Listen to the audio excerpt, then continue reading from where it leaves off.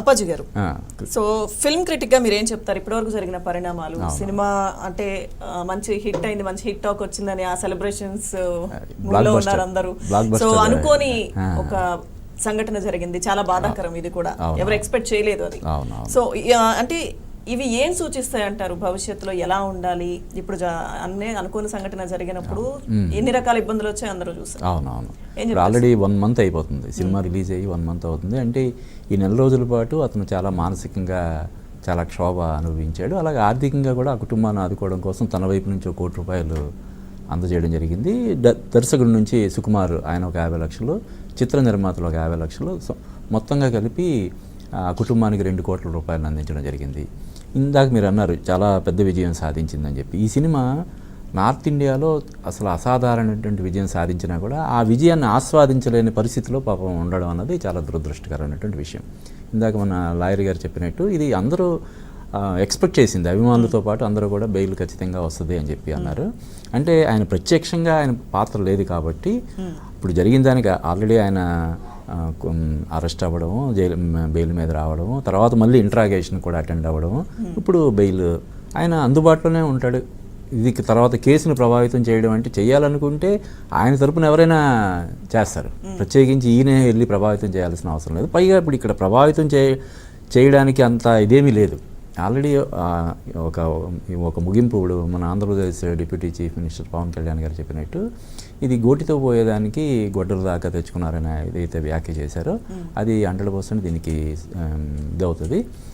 భవిష్యత్తులో ఏంటంటే ఇది ఒక అల్లు అర్జున్కే కాదు, మొత్తం ఇండస్ట్రీకి, హీరోలందరికీ కూడా ఇది ఒక లెసన్ లాంటిది అన్నమాట. భవిష్యత్తులో ఎప్పుడైనా ఆడియన్స్ ఫీడ్బ్యాక్ తెలుసుకోవడం కోసం మొదటి రోజు ఆడియన్స్ ఎలా ఎంజాయ్ చేస్తున్నారు, ఏ సీన్లకి ఎక్కువ చప్పట్లు కొడుతున్నారు, లేదంటే ఎక్కడ డల్ అవుతుంది ఏంటి అన్న తెలుసుకోవడం కోసం అందరికీ ఆసక్తి ఉంటుంది. అంటే అందులోనూ మల్టీప్లెక్స్లో కొంత ఇటువంటి ఎక్స్ప్రెషన్స్ అవి కొంచెం తక్కువ ఉంటాయని చెప్తుంటారు. అందువల్ల ఈ సింగిల్ స్క్రీన్స్లో సినిమాలు చూడడానికి ఇష్టపడుతుంటారు. తెలుసుకోండి. అయితే అలాగ తీసుకోవడానికి, అలా పల్స్ తెలుసుకోవడం కోసం సినిమాకి వెళ్ళేటప్పుడు ఎటువంటి జాగ్రత్తలు తీసుకోవాలి అనే దానికి ఇది ఒక పెద్ద ఇదన్నమాట. అంటే దాదాపుగా మన టాలీవుడ్లోనే కాదు, ప్రతి ఒక్కరు కూడా, right from Rajinikanth, Amitabh Bachchan, American, వీళ్ళందరూ కూడా ఫస్ట్ డే వెళ్ళి ఆడియన్స్ మధ్యలో, పోనీ ఫస్ట్ డే కాకపోతే తర్వాత ఆడియన్స్ మధ్యలో కూర్చొని ఎలా రియాక్ట్ అవుతున్నారు, ఏ సీన్కి ఎలా రియాక్ట్ అవుతున్నారు అని తెలుసుకోవడం కోసం అందరూ ఆసక్తి చూపిస్తుంటారు, అందరూ వెళ్తుంటారు కూడా.